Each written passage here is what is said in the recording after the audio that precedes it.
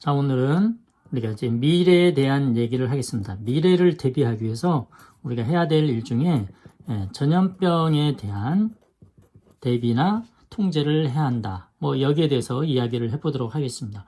보통 우리가 이제 미래에 대해서 얘기한다면은 뭐 AI를 얘기하고 뭐 핀테크를 얘기하고 혹은 뭐 생명공학 얘기를 하고 뭐 이렇습니다. 근데 이제 전염병 얘기를 하는 것은 되게 특별해요. 근데 이번에 코로나 사태로 인해서 우리가 미래를 대비하는데 전염병이 정말 중요할 수 있다는 거 이야기하고자 합니다.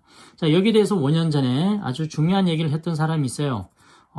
빌자로 시작해서 게이츠로 끝나는 우리 친구, 우리 형님이죠. 빌 게이츠 형님이 5년 전에 이런 얘기를 했다고 합니다. 어떤 얘기를 했냐면, 이제 앞으로 1000만 명이 죽을 수가 있다. 1000만 명이 죽을 수가 있다. 뭐 때문에?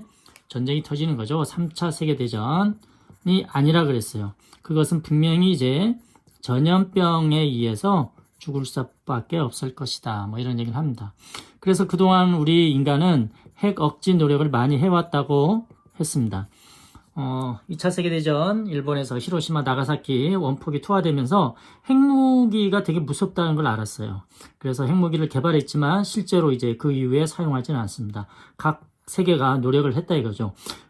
그것만큼 우리가 노력을 해야 되는 게 있는데 바로 전염병을 예방하고 다음에 통제하는 그런 노력을 우리는 기울여야 된다.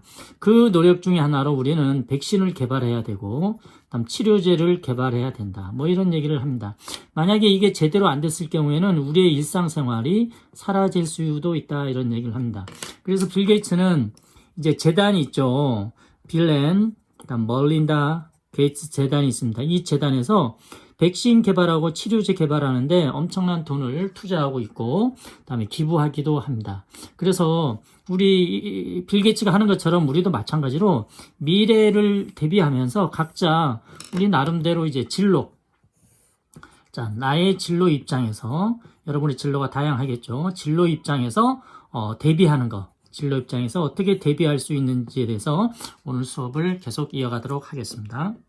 자, 전염병 중에 전 세계에서 가장 큰 영향을 끼쳤었던 천연두를 가지고 얘기해 봅시다. 천연두가 어떻게 우리 인류에게 위협이 되었고 나중에 이제 백신이 개발이 되죠. 그 백신 개발하는 과정 그리고 그 이후에 우리가 좀 궁금한 점이 저 개인적으로 생겼어요. 그 의문점에 대해서 이야기해 보도록 합시다. 자, 천연두는 우리나라에서는 두창이라고 얘기했어요. 혹은 이제 마마라고 얘기하기도 합니다. 상감마마 할 때 우리 사극에서 높여서 부르는 말이죠. 그래서 천연두에 걸리면 옛날 무당들이 천연두 귀신을 이제 마마로 불렀어요. 그래서 높게 존칭을 붙여서 제발 가달라고 부탁하는 거죠. 영어로는 스몰 팍스라고 합니다. 스몰 팍스. 스몰은 작다는 뜻이고 팍스는 이게 부어오르다, 스웨어 뭐 이런 뜻입니다. 뭐 고름, 부어오르면 고름이 생기는 거죠. 어떻게 생기냐면 사람이 있어요. 사람이 있으면 아주 예쁜 사람이 있습니다.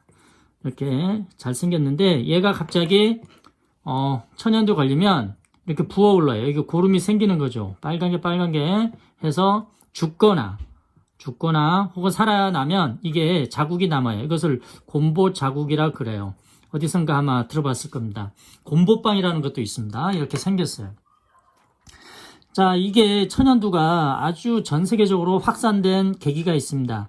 1492년에 이제 콜럼버스가 어디로 갑니까? 인도로 가죠. 인도 항로를 개척하는데 가서 이제 후추 사러 가려고 했습니다. 근데 나치발 아식 잘못 봤죠. 그래서 지금으로 어디로 가냐면은 아메리카로 갑니다. 아메리카로 갔더니 거기에 사람들이 살고 있었죠. 그 당시에 1억 명이 살고 있었어요.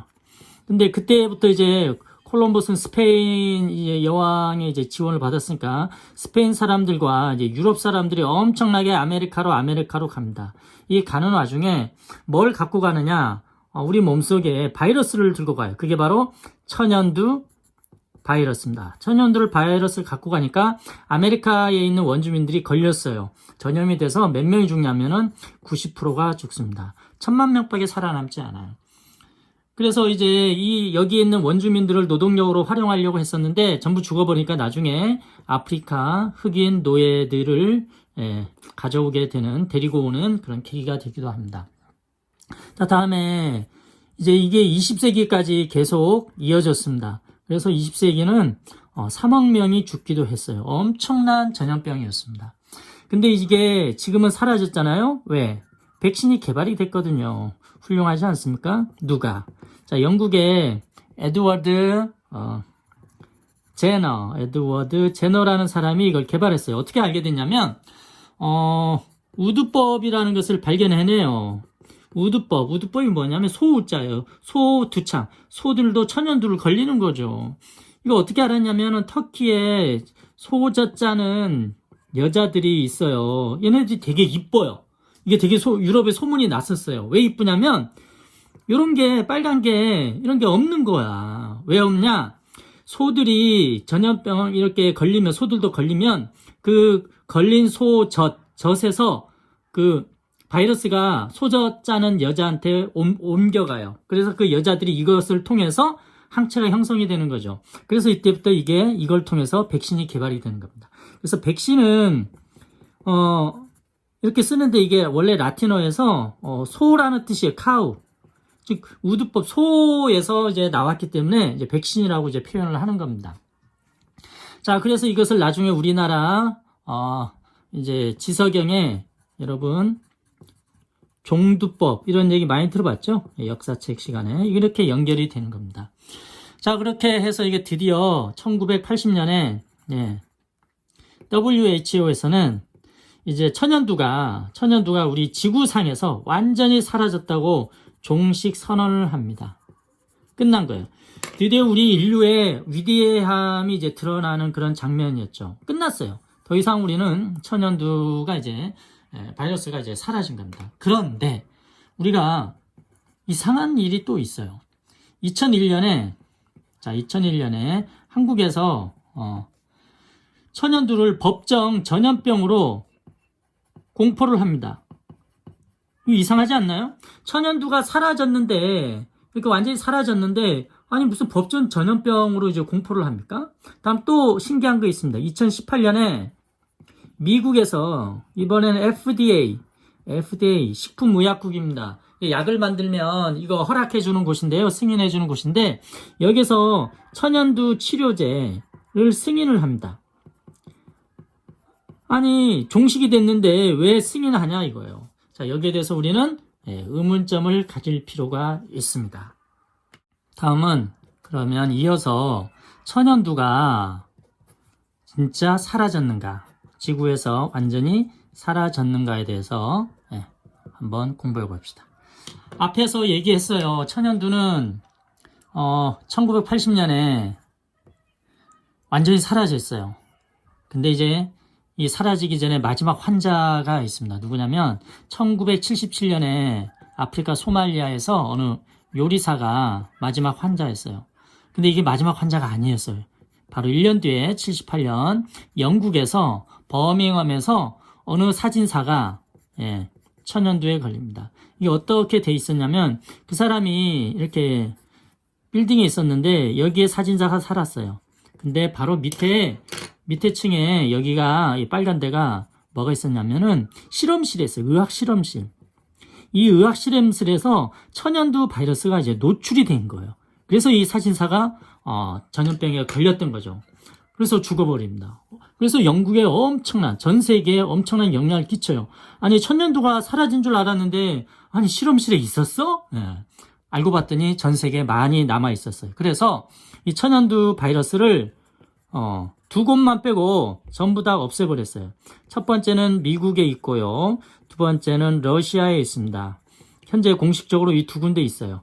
이 질병통제예방센터에 있고요. 러시아 어딘가에 있어요. 어찌됐건 두 군데 공식적으로 있습니다. 그러면 여기 있는 것을 없애버리면 될 텐데 왜 안 없애냐? 매해 회의를 합니다. 이거 없애자고. 근데 아직까지 살아남았어요. 살아남은 이유가 있겠죠. 첫 번째, 과학기술자들이 늘 얘기합니다. 이거 연구용이다. 나중에 어떻게 될지 모르니까 그렇게 한다. 두 번째, 이게 바로 두 번째가 우리가 알지 못하는 것이죠. 누군가는 이것을 군사용으로 쓰는 거죠. 군사용이 뭡니까? 이제 세균전입니다. 세균전에 나중에 쓰려고. 왜 이런 생각을 가지냐면 2001년에 9.11 테러가 일어났어요. 그래서 미국 뉴욕이 엄청난 이제 재앙에 이제 빠지는 거죠. 근데 그 이후로 몇 개월 뒤에 탄저균 공포가 있었습니다. 우편물에 이제 탄저균이 이제 밀봉이 돼서 배달이 되는 거죠. 그게 노출되면 이제 탄저균에 이제 감염이 되는 겁니다. 엄청난 이제 공포로 다가왔어요. 자, 그래서 이것을 이제 어떻게 할 거냐? 여기에 대한 이제 논란이 생기면서 앞에 얘기했었던 치료제를 승인을 하고 법전 전염병으로 얘기하는 거죠. 그 말은 이제 앞으로 이 천연두가 다시 한번 그 바이러스가 사람들한테 노출될 수도 있다 이겁니다. 자, 그런데 지금 공식적으로 두 곳인데요. 또 한 곳은 제3의 장소가 또 있어요. 세 번째. 이게 어디 있냐면 북극에 있어요. 북극에 영구 동토층이 있습니다. 동토층이라는 것은 얼어있는 땅이에요. 이게 땅이 얼어있는 곳에 지금 지구온난화로 기후변화로 인해서 여기가 풀리고 있어요. 그러면 그 속에 있었던 어떤 시체들이 있을 테고 그게 이제 미이라로 이제 되어 있을 수 있죠. 이 사람들 중에 누군가가 천연두에 걸려서 죽은 사람이 있을 수 있습니다. 그럼 그때 그 바이러스가 살아남을 수가 있어요. 그럼 이것은 누가 의도적으로 하지 않더라도 이렇게 나올 수가 있다 이겁니다. 자, 그러면 우리는 이런 것을 대비해야 되는 거죠. 이런 것을 우리는 예측할 수 없는 미래를 대비하는 어떤 상황이 되는 겁니다. 자, 그럼 지금까지 우리 천연두 전염병, 천연두나 기타 이제 전염병을 대비해서 우리는 어떻게 할 수 있을 거냐? 나의 이제 진로 탐구에 대해서 한번 고민해 보도록 합시다. 이제 전염병은 언제든지 이제 유행할 수 있다는 것을 이제 알겠고요. 그러면 나의 진로는 이것과 관련해서 어떻게 할 거냐, 어떻게 먹고 살 거냐 이거죠. 예를 들어서 나의 진로가 이제 건축학이 있을 수가 있습니다. 건축 디자이너, 혹은 누군가는 이제 진로가 뭐 사진사도 있을 수가 있고요. 누구는 진로가 컴퓨터 프로그래머, 뭐 이런 것도 있을 수가 있겠죠. 자, 그러면 그 입장에서 어떻게 나는 지금부터 준비해야 되는지 한번 각자 고민해서 한번 글을 써보도록 합시다. 예를 들면 건축이다 쳐요. 보통은 건축 디자이너 된다면 나는 예쁜 집을 지을 거야, 이렇게 보통 얘기하죠. 근데 이 예쁜 집을 짓더라도 구체적으로 이런 전염병이 창궐을 했을 때, 팬데믹이 됐을 때 이제 이번에 우리가 해봐서 알다시피 사회적 거리두기가 너무 중요했잖아요.